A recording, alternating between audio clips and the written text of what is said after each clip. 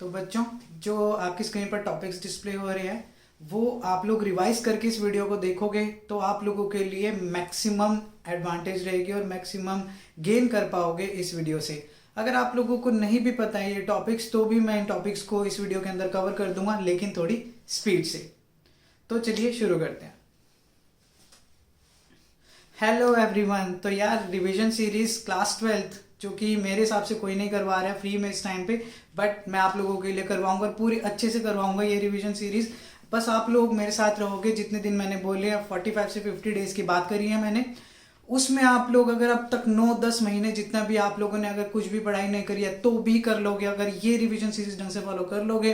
Plus उसके साथ including test series भी। अगर टेस्ट सीरीज को आपको ज्वाइन करना है तो व्हाट्सएप नंबर आपके सामने आ गया होगा, उस पर मेरे को मैसेज करना होगा। रिवीजन सीरीज आप लोगों के लिए बिल्कुल फ्री होगी। टेस्ट सीरीज के थोड़े से चार्जेस होंगे जो कि बहुत माइनर से हैं। अब चलिए फटाफट से स्टार्ट करते हैं आपका फर्स्ट लेक्चर। टॉपिक्स मैंने दिखाई दिए थे, अगर आप लोगों को वो टॉपिक्स आते हैं तो बहुत बढ़िया, नहीं भी आते तो मैं सारे कवर कर दूंगा। और मैं यही सजेस्ट करूंगा आप लोग वो टॉपिक एक बार रिवाइज करके आओ, क्योंकि मैं क्वेश्चन सारे के सारे उठाऊंगा। अब देखते हैं कैसे।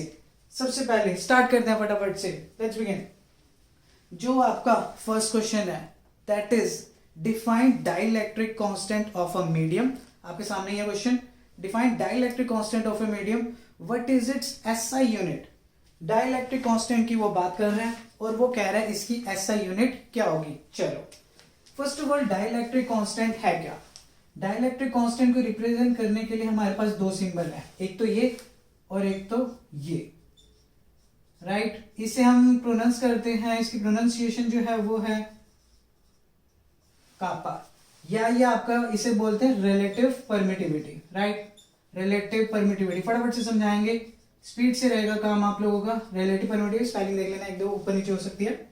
रिलेटिव परमिटिविटी है क्या ये? Basically it is simply the ratio of permittivity of the medium to the permittivity of free space। एक तो याद रखना, ये कर्ल करना पड़ता है, थोड़ा सा कर्व रखते हैं।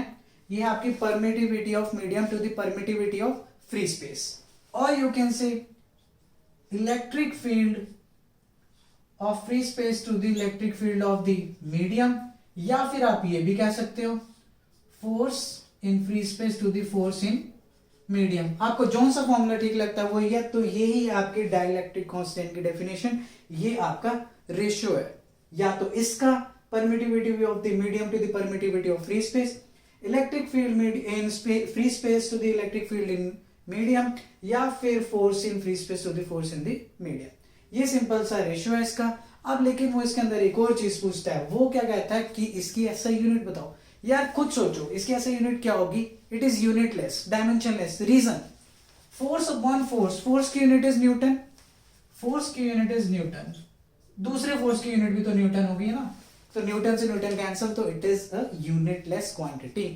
ये क्वेश्चन आपका आया हुआ था 2014 सीबीएसई, 2014 सीबीएसई, ठीक है। नेक्स्ट क्वेश्चन देखते हैं। ऐसे क्वेश्चंस जो बोर्ड के आए हुए, पहले तो मैं 6 इयर्स के बोर्ड के क्वेश्चन उठा रहा हूं, उसके बाद सीक्वेंस में चलते रहेंगे, आप लोगों को सब कवर हो जाएगा, मतलब जितने भी कंसेप्ट आ सकते हैं। उसके बाद जो हमारा नेक्स्ट क्वेश्चन है वो ये है, अच्छा क्वेश्चन है, ठीक है। अब इस क्वेश्चन के अंदर वो ये बोलता है, आपके सामने स्टेटमेंट होगी, a charge Q is move from a point A to B. फटाफट से बनाते हैं। यहां पे एक पॉइंट ए है, यहां पे एक पॉइंट बी है, ठीक है। एक माइनस चार्ज यहां पे है, डाइपोल दे रखा है आप लोगों को क्वेश्चन के अंदर। वो कह रहे चार्ज को यहां से यहां पर लेके गए, from A to B. Dipole moment P बोल रखे उसने, इक्वेटोरियल प्लेन की वो बात कर रहे हैं। वो कह रहे हैं find work done in the process. Basically we have to find out the work done और calculate the work done in moving the charge from this point to this point, ठीक है। क्यू चार्ज है आपका, इस point से इस point तक लेके गए, तो वर्क डन क्या करना होगा। अगर आपका थोड़ा सा भी कंसेप्ट क्लियर है तो work done is zero. Zero क्यों है? बहुत सिंपल सा कंसेप्ट है कि आपका वर्क डन इस केस में जीरो होने का रीजन है कि ये आपका जो पॉइंट है, ये सारे पॉइंट्स इक्वेटोरियल लाइन पे लाई करते हैं, पहली बात। अब जीरो क्यों हुआ? बिकॉज हमें पता है work done is potential into charge, potential into charge, charge into potential एक ही बात है। Because potential is work done per unit charge, ये चीज भी हमें पता है। अब ये हो गया work done is charge into potential, और पोटेंशियल इक्वेटोरियल लाइन पे कहीं भी क्या होता है, जीरो। अगर आपने ये कंसेप्ट नहीं देखा तो आपके सामने राइट हैंड कॉर्नर पे एक लिंक आया है, आप उस पर क्लिक करो, ये टॉपिक कवर करके आओ, फिर वापस आ जाना यहीं पे, इसी वीडियो के इसी मिनट पे आ जाना, इसी पार्ट पे आ जाना, ठीक है, कि ये जीरो हुआ कैसे। तो v equatorial is zero, v equatorial is zero. Video देख के आ गए होगे अब तक आप लोग, अगर नहीं आप लोगों को आता तो कोई दिक्कत नहीं है। v इक्वेटोरियल इज जीरो, तो v जीरो है तो w भी क्या हो जाएगा आपका, जीरो। ये क्वेश्चन आया हुआ था आप लोगों का 2016 में, 2016 में ये क्वेश्चन आप लोगों का आया हुआ था। तो अब आप लोगों को समझ आ गया होगा, जीरो है, इक्वेटोरियल पे लाई करता है ये सारे के सारे पॉइंट ए और बी, ठीक है। चलो अब बढ़ते हैं इसमें आगे। ऐसे आसान आसान, जैसे बहुत टफ पेपर नहीं होगा, अगर होगा भी तो आप लोग फोड़ के आओगे। उसके बाद जो क्वेश्चन आता है वो सिंपल है। उस क्वेश्चन में आप लोगों के सामने आ गया होगा, derive an expression for the electric field E due to dipole of 2a। वही पूरी कहानी बोल रखी है कि आपके पास एक डाइपोल है, उसकी वजह से आपको इलेक्ट्रिक फील्ड निकालनी है। कौन से पॉइंट पे बोल रहा है वो, अगर आप स्टेटमेंट ढंग से रीड करोगे, वो बोल रहा है एक्सियल लाइन पे। कहां पे बोल रहा है, एक्सियल लाइन पे। देखो अब ये टॉपिक लंबा टॉपिक है, ध्यान से पूरा समझना है।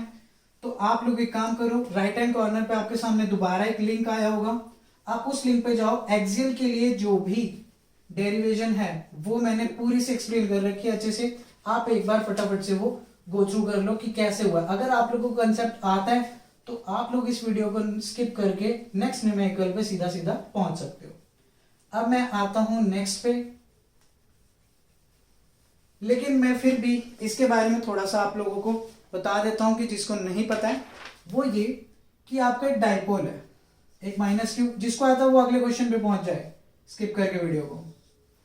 एक चार्ज माइनस क्यू, एक प्लस क्यू।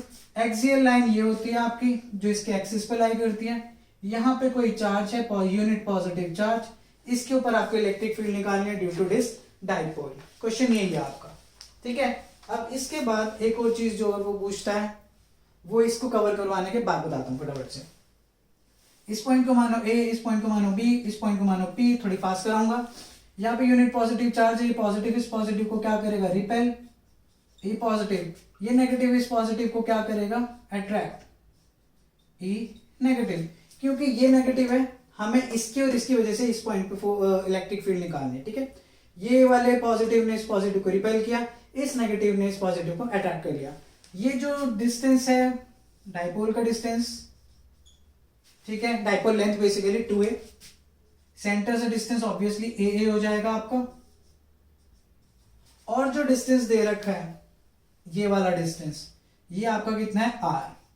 तो अब सिंपली आपको क्या करना है, इस पॉजिटिव चार्ज की वजह से इस पॉइंट पे फील्ड, इस नेगेटिव चार्ज की वजह से इस पॉइंट पे फील्ड निकालनी है, फिर उससे आपको नेट फील्ड मिल जाएगी। बहुत सिंपल है, फटाफट से करवाते हैं। पॉजिटिव की वजह से क्या आएगी आपकी, ई पॉजिटिव। फॉर्मूला क्या, electric field due two point charge, अभी तो ये पॉइंट चार्ज की तरह एक्ट करेगा ना।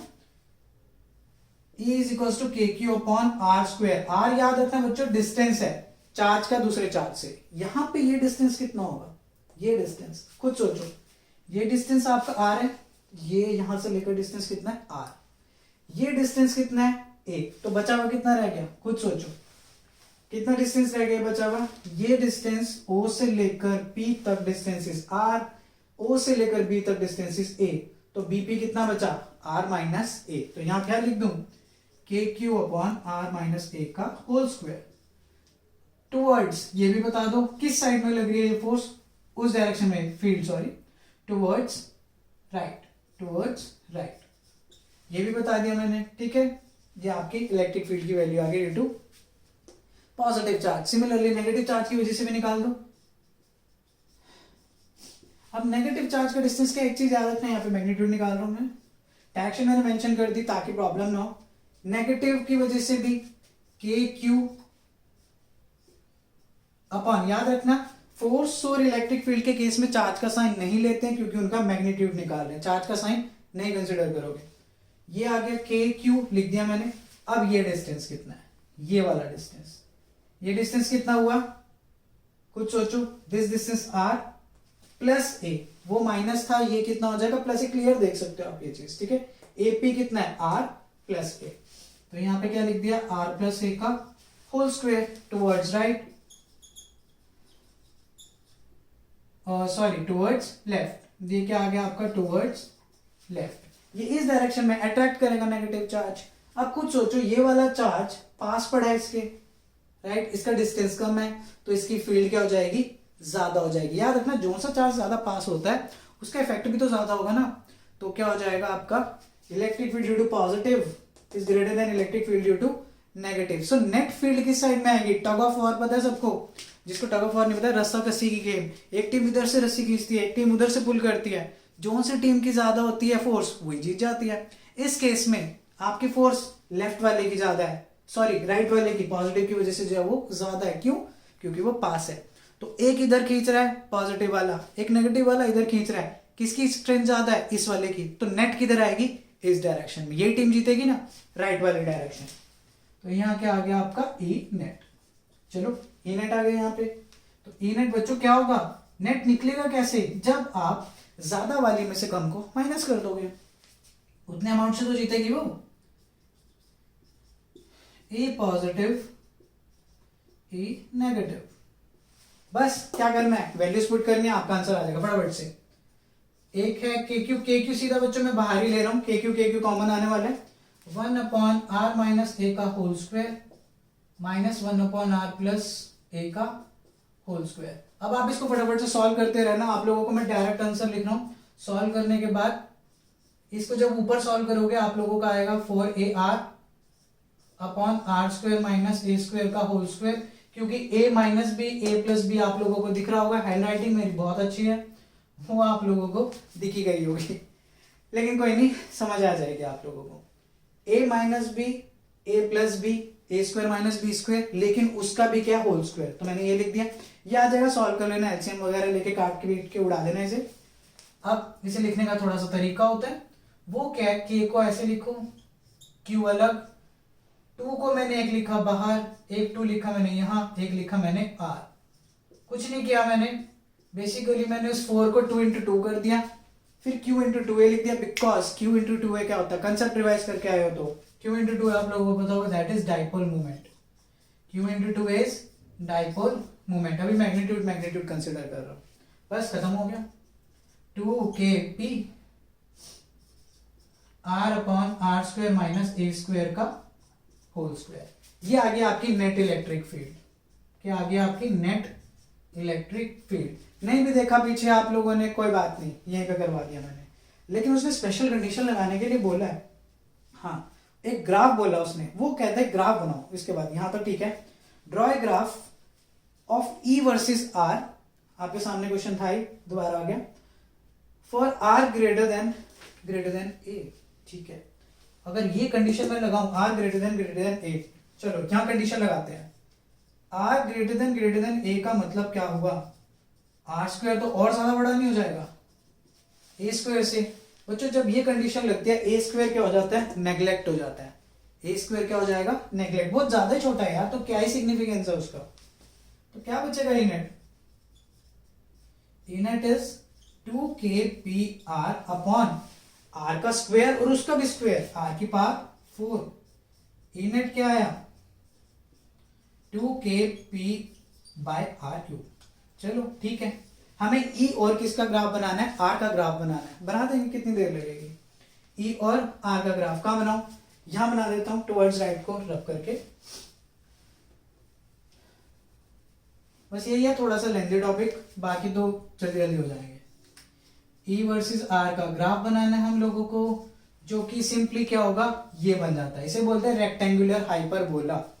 लिख देता हूं, क्योंकि रिलेशन ये है inversely proportional to R cube, चाहे इनवर्सली प्रोपोर्शनल टू आर आए, चाहे आर स्क्वायर आए, चाहे आर क्यूब आए, शेप यही रहती है, बस थोड़ा सा डिफरेंस ये होता है, आर क्यूब मतलब बहुत जल्दी नीचे जाएगा, आर स्क्वायर मतलब थोड़ी सी धीरे धीरे नीचे जाएगा, आर मतलब और धीरे नीचे जाएगा। शेप में फर्क नहीं आता, हर बार ग्राफ आपका क्या बनता है, ग्राफ का नेम होता है रेक्टेंगुलर हाइपरबोला। जस्ट आपकी नॉलेज के लिए बता रहा हूं मैं, रेक्टेंगुलर हाइपरबोला। ये चीज थी आपके क्वेश्चन के अंदर, ये पूछा हुआ था, ठीक है, ये आपका 2017 का क्वेश्चन था, राइट। आई थिंक यहाँ तक आप लोगों को बड़े आराम से चीज समझ आ गई होगी, अब तक आप लोगों को कंसेप्ट बढ़िया से रहेंगे। अब नेक्स्ट क्वेश्चन पे आते हैं।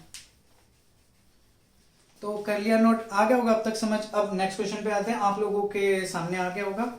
अब जो क्वेश्चन है वो ये कहता है, आप लोगों के सामने जो क्वेश्चन है कि 4 पॉइंट चार्जेस हैं आपके और डिफरेंट डिफरेंट लोकेशन पे। चलो इसको ड्रॉ करना स्टार्ट करते हैं। आपके कुछ चार्जेस हैं, कुछ लोकेशन है, आपके सामने डायग्राम भी आ गया होगा। बढ़िया से बनेगा ये क्वेश्चन। इसका कंसेप्ट काफी ज्यादा इंपॉर्टेंट रहता है बच्चों, तो थोड़ी सी ध्यान से रहो समझना।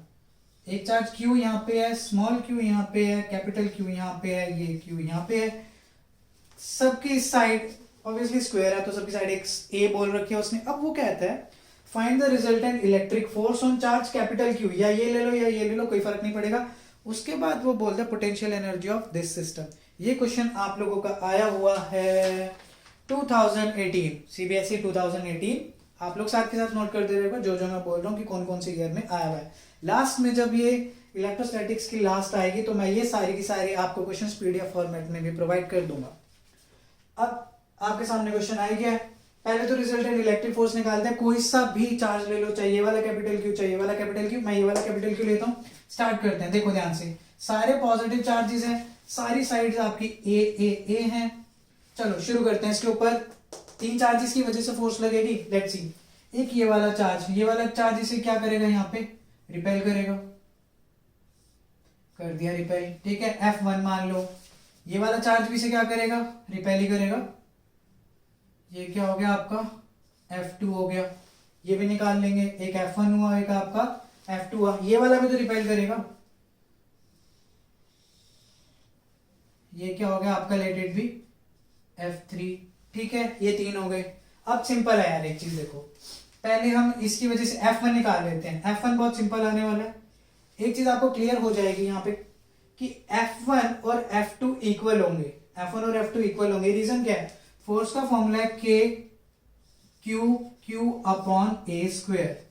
यही होने वाली है, K Q अपॉन स्क्वायर। मैं इस चार्ज की वजह से बात कर रहा हूँ, F1 इसकी वजह से, फर्स्ट चार्ज सेकंड चार्ज दोनों का डिस्टेंस। ऐसे इसकी वजह से अगर निकालें, ये वाले चार्ज की वजह से हम इसके ऊपर फोर्स निकालें तो वो क्या होगी, K capital Q small q upon again, क्योंकि डिस्टेंस सेम है, दोनों चार्जेस भी क्या है, सेम ही तो है, तो ये चीज आ गई राइट, ठीक है। इतना समझ आता है हमारे को। अब मैं तीसरे चार्ज की बात करता हूँ, अभी फिर और भी बात करेंगे। अगर मैं तीसरे चार्ज की बात करूं जो कि है आपका ये वाला, इसका और इसका डिस्टेंस कितना होगा, पाइथागोरस लगा दो, बहुत सिंपल है यार। ये A है, ये A है, पाइथागोरस लगाओगे।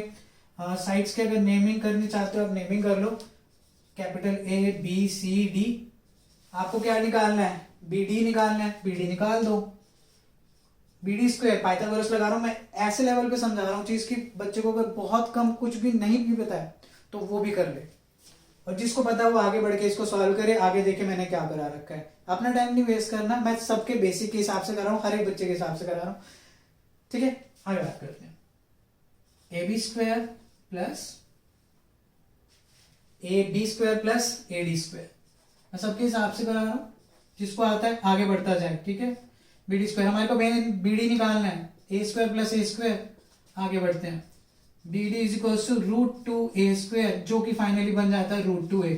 तो इसका डिस्टेंस इससे कितना आ गया, √2A। निकाल दो, F3 कितना आएगा, F3 आएगा आपका √2A,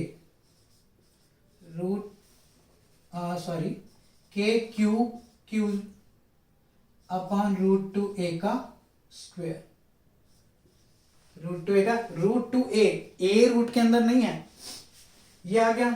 और इसे क्या लिख सकते हो, ये हटा दो, अभी कोई प्रॉब्लम नहीं है इससे, तो मैग्नीट्यूड निकाल रहे हैं, 2A स्क्वायर आ गया बच्चों। लेकिन एक चीज समझने वाली ये है, यहाँ पे हमें ये पता है, ये पता है, ये पता है, आपको F1 और F2 का रिजल्टेंट भी निकालना पड़ेगा।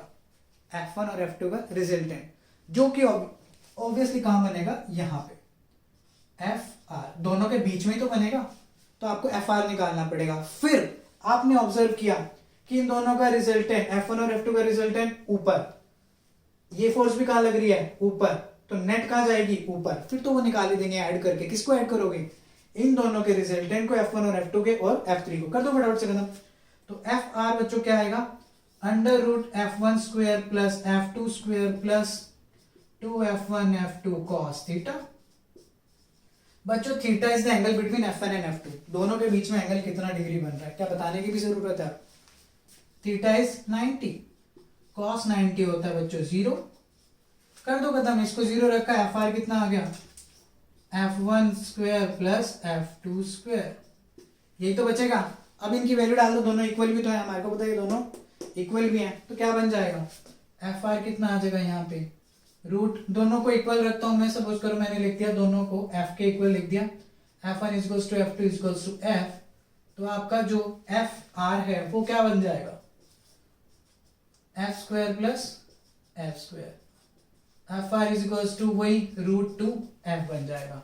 तो एफ नेट कितना आ जाएगा बच्चों, F net is F3 plus F R, कर दो खत्म, F3 कितना है k q square upon root two a square plus यहां से कितना आएगा रूट टू एफ, एफ की value k Q upon a square, छोड़ दो यहाँ पे अगर आपको छोड़ना है कोई बात नहीं, बाकी आप लोगों का ये आंसर आ गया, थोड़ा बहुत सॉल्व करना कर लेना, otherwise this is your final answer. I think यहाँ तक समझ आ गया होगा। उसके बाद उसने एक और चीज पूछी है, इसकी पोटेंशियल एनर्जी निकालनी है सिस्टम की, पोटेंशियल एनर्जी निकालना भी बहुत आसान है, यहाँ तक आप लोगों ने नोट कर लिया होगा, अदरवाइज पॉज करके नोट करो, मैं कर रहा हूँ इसको रब। चलो तो नोट कर लिया होगा बच्चों आप लोगों ने, ठीक है। अब हमारे को इस एनर्जी इस सिस्टम की, ये चारों चार्जेस के सिस्टम की पोटेंशियल एनर्जी निकालनी है। पोटेंशियल एनर्जी बहुत आराम से निकलती है, ध्यान से समझना। आपको क्या करना है, सिंपल तरीका दूंगा, एक एक करके चार्ज उठाते जाओ और सबकी एक दूसरे के साथ एनर्जी निकालते जाओ। नहीं आया समझ, कोई बात नहीं, अब आएगा। देखो सिंपल, पहले तो पोटेंशियल एनर्जी का फॉर्मूला पता होना चाहिए, के Q1 Q2 upon distance between the charges, दो चार्जेस का प्रोडक्ट अपॉन में उनका डिस्टेंस, ठीक है। अब स्टार्ट करते हैं ए वाले चार्ज से। ए चार्ज की पोटेंशियल एनर्जी इसके साथ निकाल लो, इसके साथ निकाल लो, इसके साथ निकाल लो, बड़े आराम से निकल जाएगी। देखो पहले मैं एक का नाम दे दिया, इसका और इसका नाम मैंने दे दिया U1, कितना आ जाएगा, ये एक काम करते U1 क्यों दें, UA भी देंगे ना, ज्यादा अच्छा रहेगा। क्या लिखोगे, के क्यू अपॉन डिस्टेंस ए, UA भी आ गया, ऐसे ये निकाल दो UAC, ये डिस्टेंस तो हमें पता है √2 है, UAC कितना आ जाएगा, के Q into Q square upon √2 है, यहां तो कोई प्रॉब्लम नहीं, इसका निकाल दो UAD, ये कितना आ जाएगा, के क्यू अपॉन ए, आ गया इतना। अब क्या करो, सेकंड चार्ज को उठा लो, ये वाले को, इसकी वजह से अब बाकियों पे एक चीज समझो, इसकी और इसकी पोटेंशियल एनर्जी ऑलरेडी निकल चुकी है, ए और बी के बीच की निकल चुकी है ना पोटेंशियल एनर्जी, तो आपको अब ये कंसिडर करने की जरूरत नहीं है, सीधा अगले पे पहुंचो, बी और सी पे। किसकी निकालेंगे, बी और सी की, के क्यू अपॉन डिस्टेंस, और बी की डी के साथ निकाल दो, कैन की निकली थी, अभी तक तो नहीं निकली, हम तो ए की निकाल रहे थे ना पहले। बी और डी की कितनी आ जाएगी, के Q into Q square upon √2a, इतना भी डन। अब नेक्स्ट चार्ज उठा लो, ऐसे ट्रायंगल वाला करोगे, मैंने तो स्क्वायर वाला करवा दिया, ट्रायंगल वाला तो बच्चों वाला होता है। देखो सी की बात करते हैं, सी की बी के साथ निकाल चुके, निकल चुकी, सी की ए के साथ भी निकल चुकी है, निकल चुकी है, बस सी और डी की नहीं निकली, बाकी सारी निकल चुके हैं। तो आप क्या करोगे, सी और डी, बस। बहुत बेसिक तरीका बता रहा हूं, कहीं भी किसी भी टाइप के क्वेश्चन में उठा के लगा देना। ये है पोटेंशियल एनर्जी से स्केलर क्वांटिटी, सबको क्या कर दो, उठा के ऐड, खत्म क्वेश्चन। एक चीज देखो, ये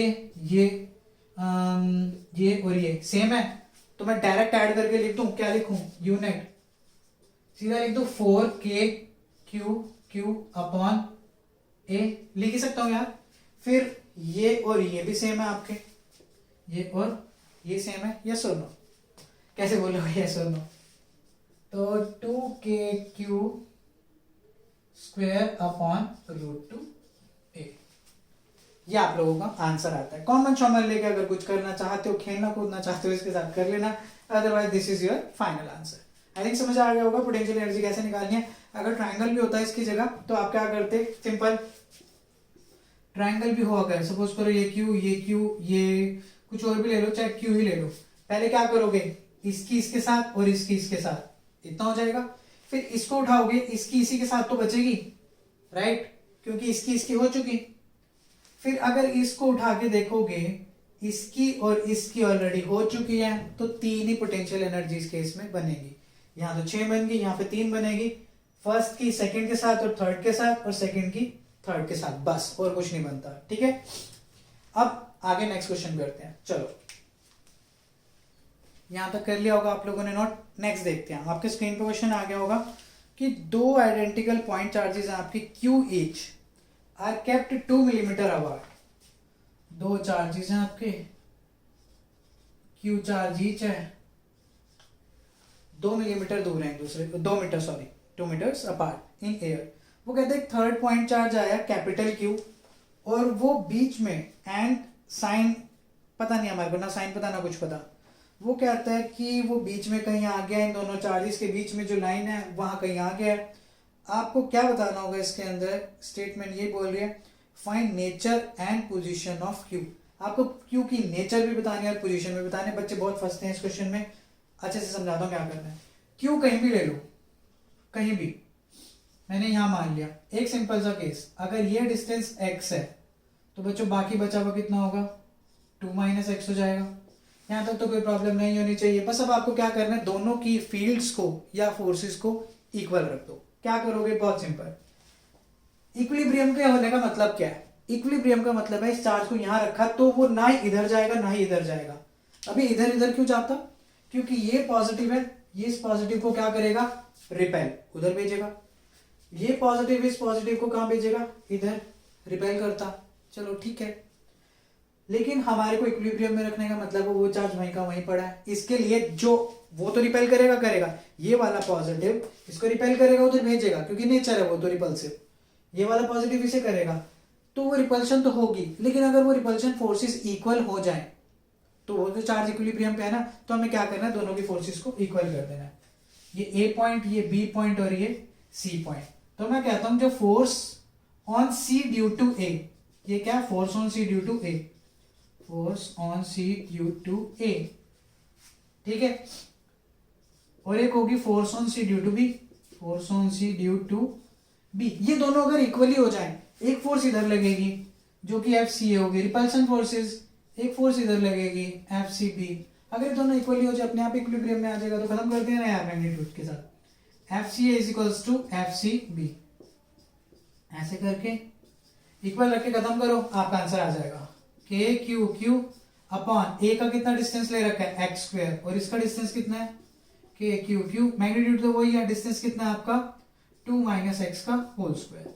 ये सारा का सारा कैंसिल, क्या आएगा X square is equals to 2 minus X का होल स्क्वायर। जब आपका स्क्वायर का रूट होगा बच्चों एक चीज याद रखना, प्लस माइनस आता है 2 minus x, plus minus 2 minus x, ठीक है। रूट कर दिया ना दोनों साइड, रूट आता है तो प्लस माइनस मिलता है। तो आपकी दो कंडीशंस बनती हैं, क्या बनती हैं, simple x is equals to 2 minus X, ये x उधर गया, 2x is equals to 2, x की वैल्यू कितनी आ गई 1 मीटर। दूसरा केस उठाते हैं, x is equals to minus sign, एक बार प्लस वाला एक बार माइनस वाला, माइनस 2 सॉरी माइनस साइन के साथ bracket start 2 minus X, x is equals to minus 2 plus X. बच्चों x से x उड़ गया तो इसका कोई सिग्निफिकेंस नहीं बनता। x is equals to 1 metre, 1 metre basically किस पे लाई करता है, सेंटर पे लाई करता है। वो तो वैसे भी पता लग रहा था कि ये चार्ज और ये चार्ज इक्वल थे, तो अगर कहीं बीच में रखा होगा तो ही वो क्या होगा, इक्विलिब्रियम पे होगा। बट अब बात आती है उसका मैग्नीट्यूड कितना है, मैग्नीट्यूड की बात करनी है हमें उससे, क्योंकि उसके साइन के बारे में भी पूछा गया है। फाइंड नेचर, नेचर मतलब नेगेटिव या पॉजिटिव, आप देख लेते हैं, वो चीज भी देख लेते हैं। नेचर करने के लिए आपको बच्चों याद रखना होगा एक चीज, हमने दो पॉइंट बताता हूं आपको, याद कर लो बढ़िया से। फर्स्ट पॉइंट, अगर आपसे कोई पोजीशन पूछी हो कि चार्ज कहां रखें, तो आप उसी चार्ज के ऊपर जिसकी इक्विलिब्रियम की बात कर रहे हैं उसी पे फोर्सेस को बैलेंस करवा दो, तो उससे क्या आ जाएगी, पोजीशन आ जाएगी। लेकिन अगर आपसे उसकी नेचर के बारे में पूछा है ना, तो आपको क्या करना होगा, इसमें से या इसमें से किसी चार्ज के ऊपर फोर्सेस को बैलेंस करवाना होगा। अब कैसे होंगी, लेट्स सी क्या आता है, क्या कहना चाह रहा हूं मैं। देखो मैं कहता हूं इस चार्ज को पिक करते हैं, इसके ऊपर फोर्सेस को बैलेंस करवाने की अगर हम कोशिश करें, मतलब इसकी और इसकी वजह से, अगर मैं अभी से पॉजिटिव मानता हूं, इसे पॉजिटिव मानता हूं, ये दोनों तो इसे इस वाले चार्ज को उधर भेज देंगे, राइट। इक्विलिब्रियम वाला कंसेप्ट थोड़ा सा गड़बड़ कर जाता है यहाँ पे बच्चों, जिसमें उसने उसका साइन पूछ रखा होता है, नेचर। मैं इस पे बैलेंस करवाऊंगा फोर्सेस, ध्यान से समझते हैं। ये वाला चार्ज तो इसे यहाँ भेज देगा, मैं कहता हूँ force on A due to B, वो तो यहाँ लगेगी, अगर इसे इक्विलिब्रियम में रहना है, मतलब वहीं के वहीं, तो ये वाला चार्ज को तो इसे अट्रैक्ट करना पड़ेगा ना, तो मतलब इसे नेगेटिव होना पड़ेगा अभी बैलेंस करने के लिए, ताकि ये force on A due to C यहां लगे, फिर इन दोनों फोर्सेस को क्या करना पड़ेगा आपको, बैलेंस। यही मेन कंसेप्ट है कि जब भी आपको नेचर पूछी जाए उस चार्ज की, जो तीसरा चार्ज आता है कहीं पे भी, तो आपकी नेचर निकालने के लिए आप कॉर्नर वाले किसी चार्ज के ऊपर फोर्सेस को बैलेंस कर दो। चलो कर देते हैं, बैलेंस हो गया खत्म। एफ ए बी को मैं बैलेंस कर रहा हूं किसके साथ, आप इस वाले पे भी कर सकते थे, बी वाले पे भी कर सकते थे, तो भी कोई प्रॉब्लम नहीं थी। एफ ए सी से बैलेंस कर दो, आपका आंसर ऐसे आएगा। मैग्नीट्यूड लेना, साइन तो हमें लेना ही नहीं है, साइन सिर्फ मैंने इसे माना एक सेकंड के लिए, एजम्पशन की कि ये नेगेटिव हो तो, ताकि ये बैलेंस हो जाए। ठीक है, कंसेप्ट है, लगा देना। ए और बी की फोर्स क्या आएगी, के charges Q square upon distance कितना बच्चों, 2, लगा दिया। अरे यहां तक कुछ भी नहीं है। इसके बाद एसी भी लगा दो, फटाफट से ठोक दो इसे भी, के क्यू अपॉन बच्चों डिस्टेंस कितना है, एक्स स्क्वायर, जो सा उड़ता है उड़ा दो, जो भी कुछ उड़ रहा है उड़ाओ। ये सब कुछ उड़ा दिया। एक्स की वैल्यू कितनी आई हुई थी हमारी, 1। ठीक है, एक्स की वैल्यू कितनी आई हुई थी, 1, पुट कर दो। क्यू अपॉन 4, यहां से कितना पुट किया, एक्स की जगह 1 स्क्वायर। बच्चों कैपिटल क्यू की वैल्यू कितनी आ रही है, स्मॉल क्यू बाय 4। क्या नेगेटिव साइन दिख रहा है आपको, नहीं दिख रहा, ठीक है ना, फिर क्या दिक्कत है, क्या आया, पॉजिटिव आया। सिंपल है, हमने लगाया भी तो यही था, हमने इसे मानना भी क्या था, पॉजिटिव माना था, तभी तो इस वाले ने इसको इधर रिपेल किया था और इस वाले ने इसको इधर रिपेल किया था। रिपेल तो पॉजिटिव को करता है। तो ये था आपका कंसेप्ट, जिसके अंदर मैंने आपको पोजीशन एंड नेचर दोनों समझा दिया और दोनों का कंसेप्ट भी समझा दिया कि स्टेटमेंट चेंज होती है तो आप लोग घूम मत जाना। ठीक है, अब आते हैं नेक्स्ट क्वेश्चन पे। बच्चों अब आप लोगों के सामने नेक्स्ट क्वेश्चन दिख रहा होगा आप लोगों को, 2020 का क्वेश्चन है ये। An electric dipole placed in a non uniform electric field can experience, 4 चीजें बोलिए, force but not torque, a torque but not force, always a force and torque, neither a force nor a torque. बहुत simple concept है, ध्यान से समझेंगे। अगर आप पढ़ के आए तो ये वैसे ही आ जाएगा, आप लोगों को नहीं पढ़ के आते इट्स ओके। एक यूनिफॉर्म इलेक्ट्रिक फील्ड ली मैंने। यूनिफॉर्म इलेक्ट्रिक फील्ड बच्चों ये होते हैं, मतलब क्या होता है यूनिफॉर्म इलेक्ट्रिक फील्ड का, जिसको नहीं पता है, कि एक ऐसा रीजन क्रिएट किया जिसके अंदर हर एक पॉइंट पे, कोई सा मर्जी पॉइंट ले लो, चाहे ए पॉइंट, चाहे बी पॉइंट, चाहे C point, A B C कोई सा पॉइंट लो, हर जगह पे इलेक्ट्रिक फील्ड क्या होगी, सेम होगी। अब वो कहता है ऐसे रीजन में एक इलेक्ट्रिक फील्ड को रखा, लेकिन हमारे केस में इलेक्ट्रिक फील्ड क्या है, नॉन यूनिफॉर्म। ठीक है, अगर यूनिफॉर्म हो, ये कौन सा केस है, यूनिफॉर्म। अगर आपका डाइपोल ऐसे होता है, समझना ये चीज, तो इसके ऊपर एक फोर्स लगती है इधर, अगर ये पॉजिटिव चार्ज है और आपका ये क्या नेगेटिव, तो इसके ऊपर लगती है फोर्स इधर। अब ये क्या चक्कर हुआ, ये भी बता देता हूं। मैंने कहा ना यार सब कुछ ही बताऊंगा मैं आप लोगों को, रिवीजन सीरीज उड़ाऊंगा नहीं, समझा के कराऊंगा। देखो ये पॉजिटिव चार्ज है, हमेशा याद रखना, electric field tries to align positive charge in its direction. चाहे स्लो मोशन में सुनो ये चीज, चाहे नोट करके पॉज करके, जैसे मर्जी, दोबारा बोल रहा हूं, electric field tries to align positive charge in its direction. Electric field इस पॉजिटिव चार्ज को अपने डायरेक्शन में लेके जाने की कोशिश करेगा, तो फोर्स यहां लगेगी। हमें पता है electric field is force per unit charge, तो फोर्स कितनी आएगी, Q इंटू ई। इसका सिंपल मतलब होता है कोई चार्ज को इलेक्ट्रिक फील्ड में रखोगे तो उसके ऊपर क्या लगेगी, फोर्स लगेगी। पॉजिटिव के ऊपर किस डायरेक्शन में, इस डायरेक्शन में, नेगेटिव के ऊपर ऑब्वियसली अपोजिट डायरेक्शन में। अगर आप देखो ये इक्वल एंड अपोजिट है, बिकॉज चार्जेस का अमाउंट क्या है, इक्वल है, और ये इलेक्ट्रिक फील्ड हर जगह क्या है, सेम है। तो इस केस में नेट फोर्स कितनी हो जाती है, 0। नेट फोर्स क्या होती है, 0। और जब नेट फोर्स 0 है, लेकिन इस केस में टॉर्क 0 नहीं होता है, क्योंकि बच्चों केस ऐसा है, डाइपोल ऐसे कुछ रखा है, एक फोर्स ऐसे लग रही है, देख रहे हो आप उस डायरेक्शन में, समथिंग लाइक दिस, ऐसे एक फोर्स ऐसे लग रही है, राइट।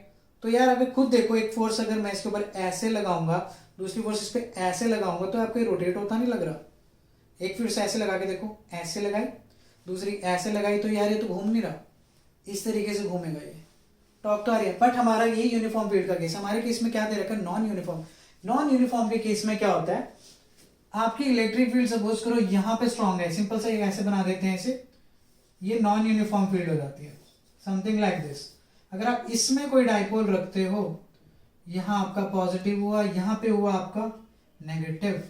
तो आप एक चीज देखोगे, यहाँ पे फोर्स पॉजिटिव के ऊपर आई है, यहाँ पे फोर्स नेगेटिव के ऊपर आई है, लेकिन ये दोनों फोर्सेस इस केस में इक्वल नहीं होंगी। इस केस में थी force due to positive is equals to force due to negative is equals to force due to negative in case of uniform field, but in case of non uniform ये गलत होगा। क्यों? क्योंकि एक चीज अगर आप समझो, यहाँ पे फील्ड लाइन क्लोज है, लेकिन यहाँ पे आप देखोगे फील्ड लाइन, ये देखो ये फील्ड लाइन क्या जा रही है, दूर जा रही है। जहां पे भी फील्ड लाइंस दूर जाती है वहां पे फील्ड की वैल्यू क्या हो जाती है, कम। इलेक्ट्रिक फील्ड की स्ट्रेंथ क्या होती है, कम। जब इस रीजन में इलेक्ट्रिक फील्ड की स्ट्रेंथ कम होगी तो उसकी वजह से जो फोर्स लगेगी वो भी क्या होगी, कम होगी। लेकिन यहाँ पे इलेक्ट्रिक फील्ड लाइंस क्लोज हैं तो इसकी वजह से जो फोर्स लगेगी वो ज्यादा होगी। So in this case net force और नेट टॉर्क दोनों जीरो नहीं होंगे। तो हमारे को क्या मिलने वाला है, net force and net torque always. तो आंसर क्या हो गया इसका, सी। आई थिंक ये चीज आप लोगों को अच्छे से समझ आ गई होगी। अब क्वेश्चन ठीक था, आप लोगों ने पिछला कंसेप्ट कर रखा होगा तो आगे बढ़ गए होंगे, अगर नहीं कर रखा तो कोई बात नहीं। अब उसके बाद हम देखते हैं नेक्स्ट क्वेश्चन। ठीक है, नेक्स्ट क्वेश्चन आप लोगों का बनता है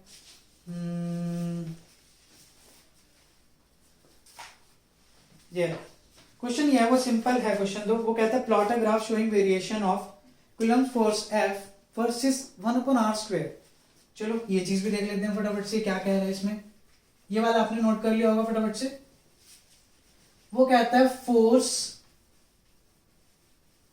का ग्राफ बना देते हैं। फोर्स का रिलेशन तो हमें पता है दो चार्जेस के लिए, लेकिन यहाँ कुछ कंडीशंस और लगा रखे हैं उसने। ये सारे के सारे मोस्ट एक्सपेक्टेड क्वेश्चंस हैं, पहले बता रहा हूँ अब जो करवा रहा हूँ मैं। उससे पहले प्रीवियस ईयर चल रहे थे आप लोगों के सैंपल पेपर के क्वेश्चंस। कुछ ग्राफ बनाने के लिए बोला उसने F वर्सेस 1/r² का।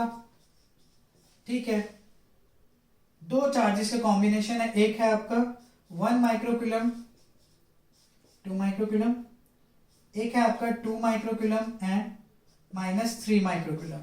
ठीक है, इनकी वजह से ग्राफ्स बना देंगे बढ़िया से, कोई दिक्कत नहीं है। फर्स्ट ऑफ ऑल आपको रिलेशन पता होना चाहिए, कूलम्स लॉ KQ² r², या आप कह सकते हो KQ1Q2/r²। ठीक है, ये चीज भी हमें समझ आती है। यहां से अगर आप देखोगे ये एक रिलेशन बनता है, ये एक रिलेशन बनता है। ठीक है, हमें सीधा सीधा इसका ग्राफ चाहिए, हमें ग्राफ सीधा सीधा इसका चाहिए। तो आप एक तरीके से क्या, F is proportional to something, कोई भी वैल्यू ले लो, let it be capital P, कुछ भी ले लो। एक तरीके से यहां मैं ये कह रहा हूं कि फोर्स का इसके साथ रिलेशन डायरेक्टली प्रोपोर्शनल बन गया। क्यों, अब ये चीज समझ में आती है बच्चों को। अगर मैं ग्राफ पूछता ना F वर्सेस R का, डिफरेंस है, हम ग्राफ F वर्सेस R नहीं बना रहे, F वर्सेस 1/r² बना रहे हैं। F वर्सेस R होता तो मैं कहता हाँ ये इनवर्सली प्रोपोर्शनल है, तो इसका ग्राफ ऐसे कुछ आता। मैंने बताया था ना भी x³ वाला कुछ ग्राफ बना था r³ वाला, तो ये ग्राफ बच्चों ऐसे आ जाता तो कोई दिक्कत नहीं थी। लेकिन हमारा ग्राफ सीधा इसका इसके साथ रिलेट कर रहा है, डायरेक्ट इसका इसके साथ डायरेक्ट रिलेट कर रहा है। तो आप सीधा सीधा क्या बोलोगे, लीनियर रिलेशन है।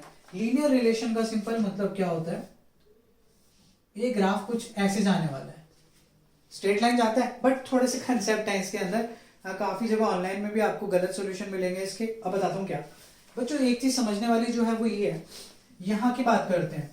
अगर मैं इसका मैग्नीट्यूड निकालूं, दोनों का डिस्टेंस उसने क्लियरली r बोल रखा है, वेरिएशन दोनों चार्जेस जो है ये वाला पेयर भी r डिस्टेंस पे, ये वाला पेयर भी r डिस्टेंस पे, लेकिन चार्जेस का अमाउंट डिफरेंट है। अगर मैं इस केस में निकालता हूँ फोर्स, फर्स्ट केस में अगर मैं फोर्स निकालता हूँ, k तो कांस्टेंट ही है 1 × 2, अभी मैं माइक्रो को भी इग्नोर कर रहा हूँ, अपॉन r²। रीजन है, समझाता हूँ। फर्स्ट केस मान लिया। सेकंड केस में बच्चों k × एक चार्ज 2 है और दूसरा -3 है। एक सिंपल सी चीज समझो, यहाँ पे जो है वो ये है, पॉजिटिव को क्या करता है, रिपेल। रिपल्शन मतलब आपका जो ग्राफ होता है वो सारा का सारा सिस्टम क्या है, पॉजिटिव मतलब ग्राफ ऊपर रहता है हमेशा। याद रखना, फोर्स वर्सेस r², 1/r², तो ग्राफ हमेशा ऊपर रहता है। ये किसकी वजह से हुआ, 1 माइक्रोकूलम है 2 माइक्रोकूलम, क्योंकि पूरा सिस्टम ही पॉजिटिव है, रिपल्शन है। लेकिन दूसरे में, और एक चीज देखो, दूसरे में एक नेगेटिव आ गया, और पॉजिटिव नेगेटिव क्या करते हैं, अट्रैक्शन। अट्रैक्शन फोर्सेस कौन सी होती हैं, नेगेटिव होती हैं। सिंपल याद रखो यार, ये repulsive force is positive, attractive force कौन सी होती है, हमेशा नेगेटिव, तो नेगेटिव में डाल दो उसे। बट एक चीज और समझनी है यहाँ पे, वो ये है कि ये वाला ग्राफ थोड़ा सा ऐसे रहेगा, इस ग्राफ का स्लोप ज्यादा है। अब ये चीज आपके दिमाग में आ गई होगी, वैसे तो मैंने ये ग्राफ का स्लोप ज्यादा दिखाया। अगर ये θ1 है, let it be θ2, θ2 is greater than θ1। Reason क्या है, इन दोनों का प्रोडक्ट देखो कितना है, -6 आएगा यहाँ पे, -6k/r², यहाँ पे कितना आएगा, यहाँ 2k/r², यहाँ -6k/r²। ये वाला क्लियरली ज्यादा है, तो ये आपको ज्यादा दिखाना पड़ेगा, मतलब ये वाली फोर्स जल्दी जल्दी बढ़ेगी। ज्यादा का मतलब क्या है, ये फोर्स जल्दी जल्दी नीचे जाएगी, ठीक है। तो ये आपका ग्राफ था इसका फोर्स का और 1/r² का। किसी का भी इलेक्ट्रिक फील्ड का किसी भी चीज के साथ आप लोग ये आराम से ड्रॉ कर सकते हो, एक एक रीजन के साथ मैंने आपको समझा दिया कि ये कैसे बनता है, ठीक है। चलो नेक्स्ट क्वेश्चन पे बढ़ते हैं। जो आप लोगों का नेक्स्ट क्वेश्चन है वो है क्वेश्चन नंबर 9। क्वेश्चन नंबर 9 के अंदर सिंपल पूछ रखा है उसने, ये तो वर्बली हो जाएगा, आपके सामने आ गया होगा। Explain why two field lines never cross each other at any point. ये तो बहुत सिंपल बेसिक क्वेश्चन है, दो फील्ड लाइंस क्रॉस क्यों नहीं करती हैं, ये तो 1 मिनट में खत्म है। सपोज करो एक फील्ड लाइन ऐसे जा रही है, एक ऐसे जा रही है, मतलब ये यहाँ फील्ड लाइन इधर जा रही है इस डायरेक्शन में, ये फील्ड लाइन इस डायरेक्शन में जा रही है। किसी भी कर्व के ऊपर इलेक्ट्रिक फील्ड की डायरेक्शन को आइडेंटिफाई करने के लिए we must draw a tangent. मैं कहता हूं इस पॉइंट पे आप इस कर्व की वजह से, इस कर्व की वजह से इलेक्ट्रिक फील्ड दिखाओगे तो कहां दिखाओगे, इस डायरेक्शन में, लेट इट बी E1। क्यों, क्योंकि कर्व तो उधर जा रहा है, डन। इसकी वजह से किधर दिखाने वाले हो, इस डायरेक्शन में, ये क्या आपकी E2 है, राइट, ये भी ठीक है। अब एक बात बताओ, एक पॉइंट पे दो इलेक्ट्रिक फील्ड की डायरेक्शन तो पॉसिबल ही नहीं है, तो आपको ये ड्रॉ करके देना होता है पेपर के अंदर, यही ड्रॉ करके देना है, ये चीज ड्रॉ करके दो कि we have observed that we have two tangents at the intersection point which represents two different electric fields, two directions of electric field, which is not possible, right? तो अपनी वर्ड्स में आप अपनी लैंग्वेज में से लिख सकते हो। चलो ये इजी था, समझ आ गया कि एक पॉइंट पे दो टेंजेंट है, दो इलेक्ट्रिक फील्ड की डायरेक्शन है, तो एक पॉइंट पे दो इलेक्ट्रिक फील्ड की डायरेक्शन इज नॉट पॉसिबल। तो बस ये लिखना होता है आप लोगों को और आपका क्वेश्चन हो जाएगा। अब उसके बाद हम लेते हैं नेक्स्ट क्वेश्चन। नेक्स्ट क्वेश्चन में वो सिंपल सा ये चीज कुछ पूछता है, two electric field lines can't cross each other. फिर से ये चीज आ गई, ऑल्सो, लेकिन एक और चीज पूछता है, also they can not form close loop, give reason.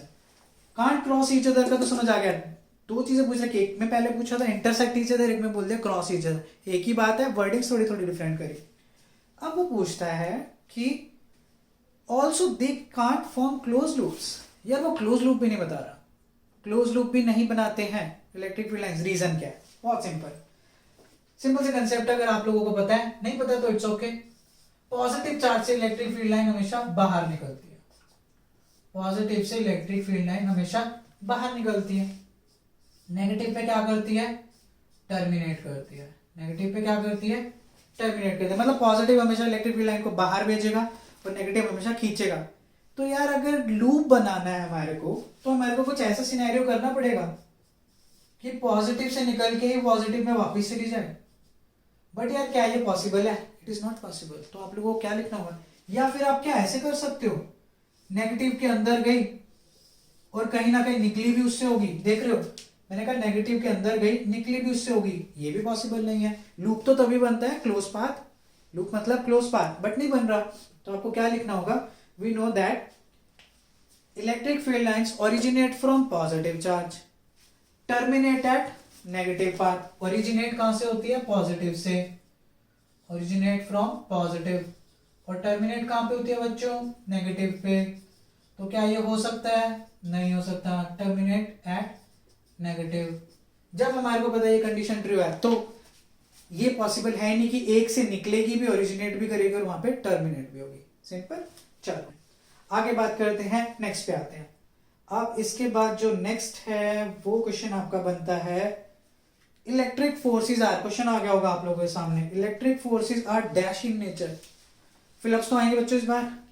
Electric forces are dash in nature, क्या लिखोगे आंसर, सोचो, सोच लिया, पॉज करके सोच लो। Answer is conservative, answer is conservative. Electric forces are conservative in nature, यही आंसर इसके अंदर आपको डालना होगा। नेक्स्ट डालते हैं, इसके पीछे कुछ एक्सप्लेनेशन कुछ खास भी नहीं है। अब वो नेक्स्ट पूछता है 2 point electric charges of unknown magnitude, बढ़िया क्वेश्चन है, and sign are placed at a distance d apart. The electric field intensity is O नहीं है, 0 is 0 at a point not between the charges, चलो ये भी बढ़िया, but on the line joining them. Write to essential condition for this to happen.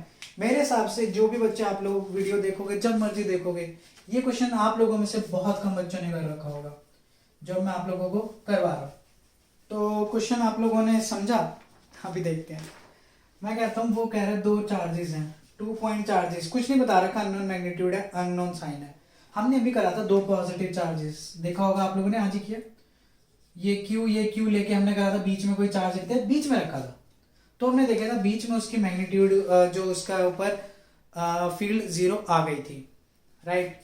Equilibrium establish हमने कर दिया था, एक फोर्स इधर एक फोर्स इधर, ये सारी कहानी आपको समझ आती है। अब वो ये कहता है यार 2 चार्जेस हैं, मैग्नीट्यूड नहीं पता, एक आप लोग Q1 एक लोग Q2, ठीक है फाइन। वो कहता है कि वो d डिस्टेंस अपार्ट है, ठीक है। ध्यान से समझना बच्चों, ये क्वेश्चन का लेवल अच्छा है।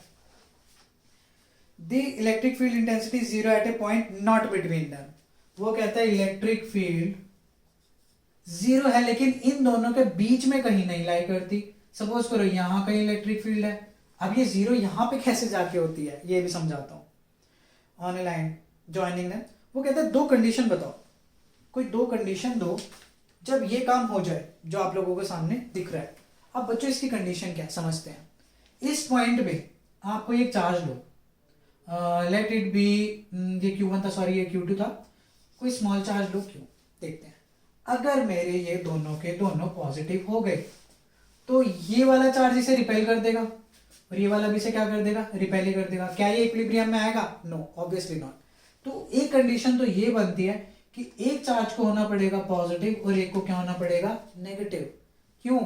सपोज करो ये पॉजिटिव है, ये इसे रिपेल कर देगा, लेकिन ये नेगेटिव है तो इसे क्या कर देगा, अट्रैक्ट नहीं कर देगा। समझ रहे हो? फिर ये अगर इक्वल आ जाती है, अगर ये इक्वल आ जाती है, ये वाली चीज इक्वल आएगी तो इसके ऊपर इलेक्ट्रिक फील्ड क्या हो जाएगी, अपने आप ही 0 हो जाएगी। या आप कह सकते हो उस पॉइंट पे फील्ड ही बोलिए ना, हाँ, दोनों फील्ड एक दूसरे को बैलेंस कर देंगे। ये वाली इसकी फील्ड यहां लग रही है, इसकी वजह से फील्ड इधर लग रही है, क्योंकि मैंने इसे नेगेटिव मान लिया, मानना पड़ेगा तभी तो इक्विलिब्रियम बनेगा। तो फर्स्ट कंडीशन इज दोनों चार्जेस हैं, उन दोनों की पोलैरिटी और साइन जो भी है, पोलैरिटी साइन जो मर्जी बोले की चीज है, वो क्या होने चाहिए, ऑपोजिट। क्या होने चाहिए, आपके ऑपोजिट होने चाहिए। सेकंड कंडीशन पता है क्या है, जो ये चार्ज है ना, third charge, it must lie closer to the smaller charge, जिसका इन दोनों में से मैग्नीट्यूड कम है वो उसके पास ही लाई करना चाहिए। पहली कंडीशन, दोनों की पोलैरिटी क्या होनी चाहिए, opposite, opposite polarity. Second is polarity opposite होगी। सेकंड क्या है, ये जो थर्ड चार्ज है, third charge must lie closer to smaller charge, must lie closer to smaller charge. इसका क्या मतलब है समझते हैं। देखो ये चार्ज है, इसका इससे डिस्टेंस कम है, क्लियर दिखाई दे रहा है, डिस्टेंस कम है, ठीक है। इसकी वजह से कोई फील्ड आएगी, सपोज करो मैं कह रहा हूं इसकी वजह से फोर्स ही निकाल लो पहले। इसके ऊपर फोर्स आएगी, force on small q due to Q2, क्या आ जाएगी, K Q2 Q अपॉन कुछ भी डिस्टेंस मान लो। ये डिस्टेंस मैंने मान लिया आपका R, और ये डिस्टेंस कितना मान लिया मैंने, X, तो कितनी आ जाएगी, अपॉन x²। समझना, ऐसी अगर दूसरे की वजह से निकालू, force on Q due to Q1, वो कितनी आ जाएगी, K Q1 Q upon R plus x का होल स्क्वायर। एक चीज देखो, ये दोनों इक्वल होनी चाहिए, ये हमें समझ आता है। x इससे तो छोटा ही है, x क्या इससे छोटा है, R प्लस एक्स से दिखाई देता है, तो हमारे को Q1 को बड़ा नहीं करना पड़ेगा Q2 से, Q1 को Q2 से बड़ा करना पड़ेगा। रीजन क्या है, आपका ये ऑलरेडी बड़ा है, अगर ये बड़ा हुआ तो ये फैक्टर छोटा कर देगा इसे। ये अगर बड़ा है, ये बड़ा फैक्टर होने की वजह से इसको छोटा कर देगा, ठीक है। ये छोटा है, ये इस फैक्टर को क्या कर रहा है, बड़ा कर रहा है, क्योंकि ये कह रहा है छोटा है। तो फोर्सेस इक्वल तो रही नहीं, इसकी वैल्यू कम हो रही है इसकी वजह से, इसकी वैल्यू ज्यादा हो रही है इसकी वजह से। बैलेंस कौन करेगा, ये चार्जेस, क्योंकि ये स्मॉल क्यू तो बैलेंस कर नहीं सकता, बैलेंस Q1 और Q2 करेंगे। ओवरऑल इसकी वैल्यू क्या हो रही है, इसकी वजह से कम हो रही है, तो Q1 को क्या होना पड़ेगा, ज्यादा होना पड़ेगा। समझ रहे हो, ये डिस्टेंस ज्यादा है, फोर्स को वीक करेगा। चार्ज जितना ज्यादा दूर बढ़ता है फोर्स उतनी कम होती है, तो चार्ज की स्ट्रेंथ को ज्यादा होना पड़ेगा, तो इस चार्ज को क्या होना पड़ेगा, बड़ा होना पड़ेगा।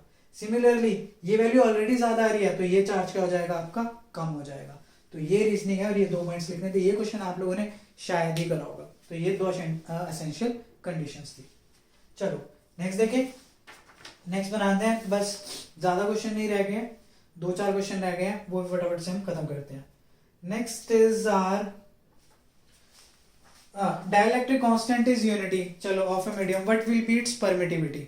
वो कहता है डाइलेक्ट्रिक कांस्टेंट किसी मीडियम का 1 है तो उसकी परमिटिविटी क्या होगी। बहुत simple, dielectric constant first question क्या था आज, क्या बनेगा, डाइलेक्ट्रिक कांस्टेंट कापा क्या था बच्चों, permittivity of medium to the permittivity of free space. क्या बोला उसने, डाइलेक्ट्रिक कांस्टेंट कितना बोल रहा है, 1, और वो क्या पूछ रहा है, उस मीडियम की परमिटिविटी बता दो। तो क्या करोगे, एप्सिलॉन एम किसके इक्वल आ रहा है, डायरेक्ट ये किसके इक्वल आ रहा है, क्रॉस मल्टीप्लाई करके एप्सिलॉन नॉट, खत्म।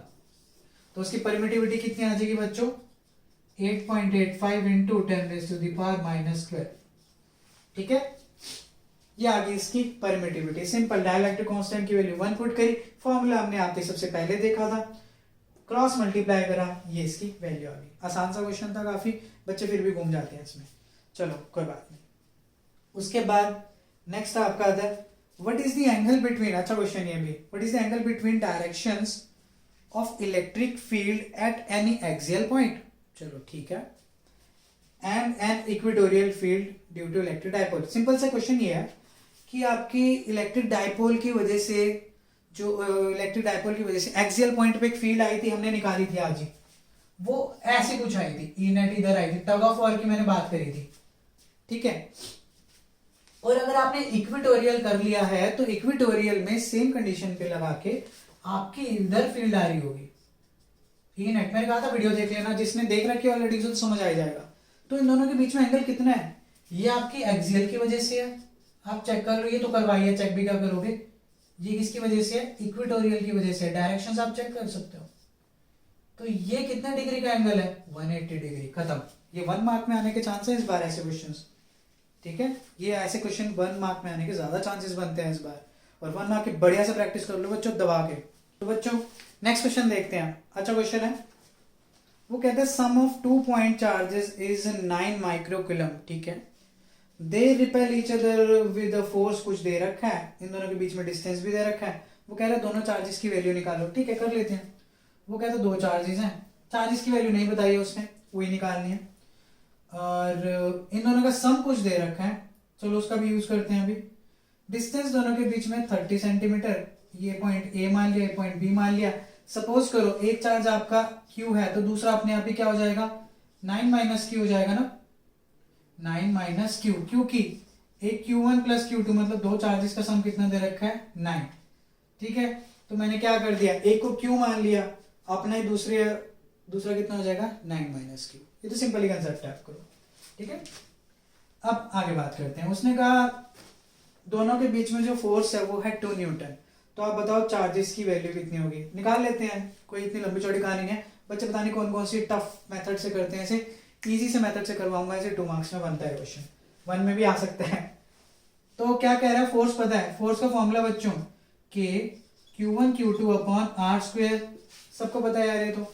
फोर्स कितनी दे रखी है, 2 न्यूटन, लगा देते हैं के, Q कितना है, Q ही है फर्स्ट चार्ज। एक चीज याद रखना, 9 माइक्रोकूलम है, 9 माइक्रोकूलम मतलब ये भी माइक्रोकूलम में होगा और दूसरा चार्ज भी किस में होगा, माइक्रोकूलम में। बच्चे यही गलती करोगे आप लोग, तो यहाँ पे 9 माइक्रोकूलम, माइक्रो में 10⁻⁻⁶, तो ये होगी फर्स्ट चार्ज की वैल्यू। सेकेंड चार्ज की वैल्यू कितनी होगी 9 माइनस क्यू माइक्रोकुलम 10⁻⁻6। तो ये चीज आप याद रखना 10⁻⁻6 upon are square 30 centimetre. 30 centimetre को क्या लिख सकते हो आप 3 इंटू 10⁻⁻1 मीटर्स का स्क्वायर। सब मीटर में लेके चलेंगे। 30 सेंटीमीटर को लिख सकते हो 0.3 मीटर, पता है ना आप लोगों को। 0.3 को मैंने क्या लिख दिया 3 इंटू 10⁻⁻1। अब कैलकुलेशन बहुत इजी हो जाएगी। लेट्स सी, ये गलती करोगे तो क्वेश्चन नहीं होने वाला है, बस हो जाएगा अब तो 2 न्यूटन।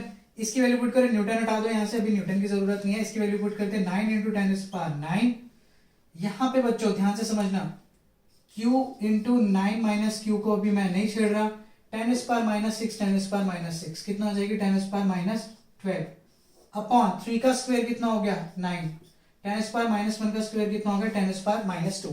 थोड़ा सा पावर से एडजस्ट करें, इस पावर को ऊपर भेजो तो 2 इज इक्वल्स टू, अभी मैं कुछ और नहीं छेड़ रहा हूं, 9 से 9 तो उड़ा दो, 9 से 9 उड़ाया, 10⁻2 ऊपर गया कितना बन गया 10⁻11। याद रखना है माइनस है, ऊपर जाके प्लस हो जाएगा 10⁻−12।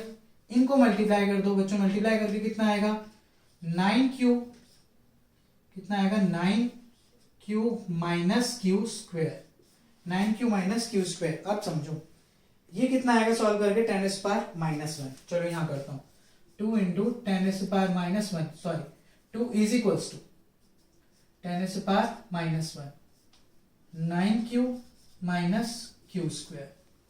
तो इसको अपॉन में भेजा इसके, या सीधा सीधा ही लिख लो यार 1/10। बहुत सिंपल करके दे रहा हूं आप लोगों को, वरना घूमते फिरोगे इस क्वेश्चन में। बहुत अजीब अजीब से सॉल्यूशंस दे रखे हैं बुक में। इसे ऐसे करो 9q माइनस क्यू स्क्वायर, और क्या लिख सकते q square minus 9q minus 20 is equals to 0। बस क्या बचा इस क्वेश्चन के अंदर, स्प्लिटिंग द मिडल टर्म लगा दो -4q माइनस 5q 0। फैक्टर्स निकाले, खत्म किया, कहानी खत्म, पैसा हजम, मार्क्स आ जाएंगे। ठीक है, माइनस से ये यहां से आएगा आपका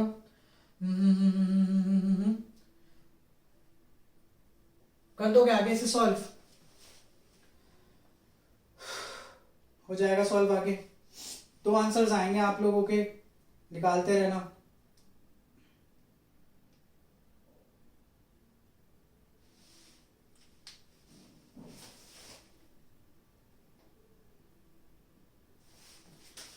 यहां प्लस, यहां पे प्लस, q माइनस 4 0, तो q माइनस 5 q माइनस 4 दोनों को 0 को इक्वल रखा। q is equals to 5 microcoulomb और एक q is equals to 4 microcoulomb. तो 5 पुट करोगे तो एक आंसर 4 आ जाएगा, यहाँ पे 4 पुट करोगे एक आंसर 5 आ जाएगा। One and the same thing. ठीक है, तो ये क्वेश्चन था आप लोगों का। अब आ गया आपका आज का लास्ट क्वेश्चन। लास्ट क्वेश्चन है आप लोगों का बहुत simple, define the term electric field intensity, जो कि आप बता सकते हो force per unit positive charge या टेस्ट चार्ज। ठीक है, right it's SI unit. SI unit आप लोग बड़े आराम से लिख लोगे इसकी। ठीक है, न्यूटन पर coulomb. Derive an expression for the electric field intensity at a point on the axis of electric dipole. देख रहे हो बार बार एक्सिस ऑफ डाइपोल आ रहा है, एक्सियल, तभी करवाया मैंने आप लोगों को। ठीक है, तो ये था आपका क्वेश्चन, ये 3 मार्क्स में भी था। तो आई होप आप लोगों को मजा आया होगा पहले लेक्चर में, पहले रिवीजन लेक्चर में, और आप लोगों को कुछ लगा होगा कि हाँ कुछ वैल्यू प्रोवाइड की गई है और आप लोगों को कुछ मिला भी है इसके अंदर और समझ आई है चीजें। रिवीजन करते रहो बच्चों, 8-9 महीने नहीं पढ़े हैं, 45-50 दिन के अंदर वो चीज मैं खत्म करवा रहा हूँ। तो आई होप आप लोग टाइम दोगे। तो पढ़ते रहिए, अपना ध्यान रखें, पेरेंट्स का ध्यान रखें। All the best, bye bye, take care.